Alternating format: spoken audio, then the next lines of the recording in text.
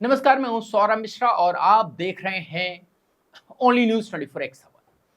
कभी कभी किसी देश की सच्चाई किसी राजनेता से नहीं बल्कि एक अर्थशास्त्री के मुंह से निकलती है। और जब वह अर्थशास्त्री प्रधानमंत्री का सलाहकार हो तो उसकी हर बात सिर्फ एक टिप्पणी नहीं बल्कि एक झटका बन जाती है। दोस्तों, हाल में ही भारत के आर्थिक सलाहकार परिषद के सदस्य संजीव संजीव सान्याल ने एक ऐसा बयान दिया जिसने पूरे देश में हलचल मचा दी। उन्होंने कहा कि भारत की न्यायपालिका, ध्यान से सुनिएगा, भारत की न्यायपालिका अब देश के विकास की सबसे बड़ी बाधा बन चुकी है। हां, आपने सही सुना, देश के विकास की सबसे बड़ी रुकावट खुद वही न्यायपालिका जिसे संविधान ने न्याय का मंदिर कहा है।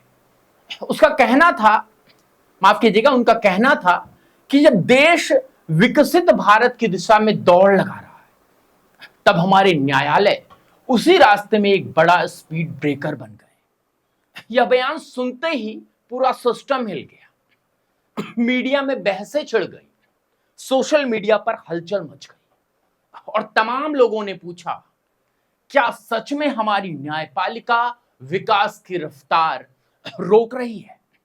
चलिए, इससे पहले हम आपको पूरी खबर बताएं, आपसे अनुरोध है कि हम देश हित में काम कर रहे हैं, इसलिए वीडियो को लाइक करें, अधिक से अधिक शेयर करें, कमेंट्स बॉक्स में प्रतिक्रिया जरूर दें और हमारे YouTube चैनल को सब्सक्राइब करें।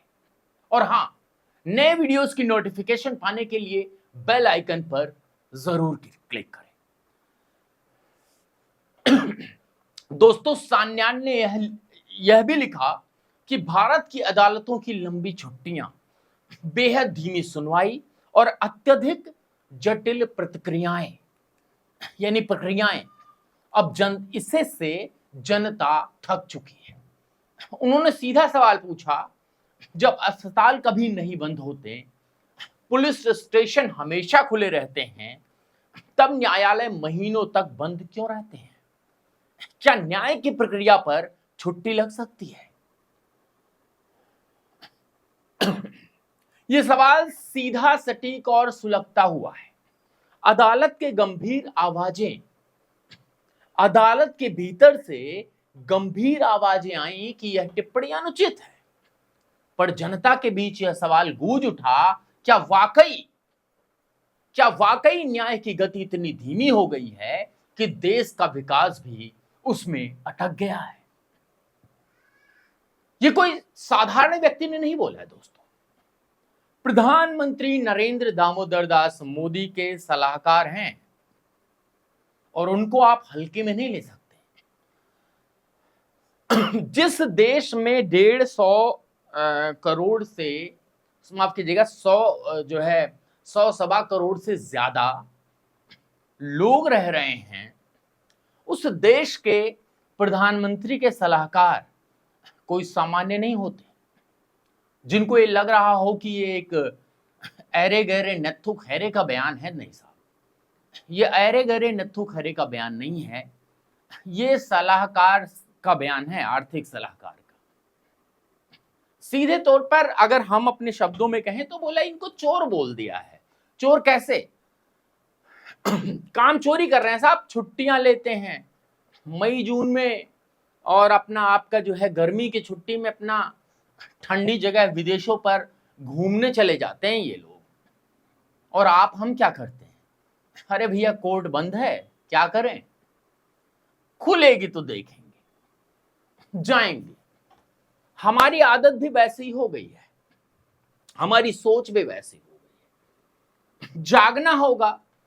अगर प्रधानमंत्री के सलाहकार जाग गए हैं और वो बोल रहे हैं तो उनके हां में हां मिलाना आपका और हमारा फर्ज है। हालांकि वो बात अलग है कि सुप्रीम कोर्ट से आवाज उठ गई कि साहब इनको जो है, इनके खिलाफ जो है कोई कार्रवाई की जाए। वो बात अलग है कि नोटों से भरी गड्डियां किसी के जज के घर से मिलती हैं, आधी जली हुई, और सिर्फ उनका ट्रांसफर हो जाता है।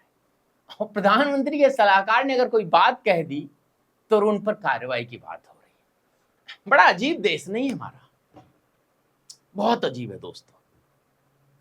जब मैं इस पर टिप्पणी करता हूं, जब मैं इस पर बात करता हूं, मुझे लगता है यार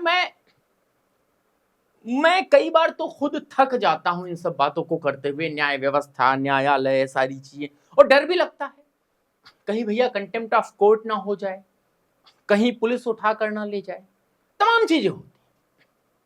लेकिन क्या करें, प्रोफेशन है, बोलना पड़ेगा। और प्रोफेशन अपनी जगह है।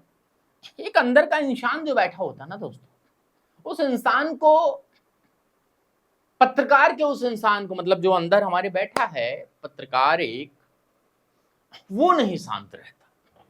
आप शांत रहेंगे क्या? कमेंट्स बॉक्स में बताइए।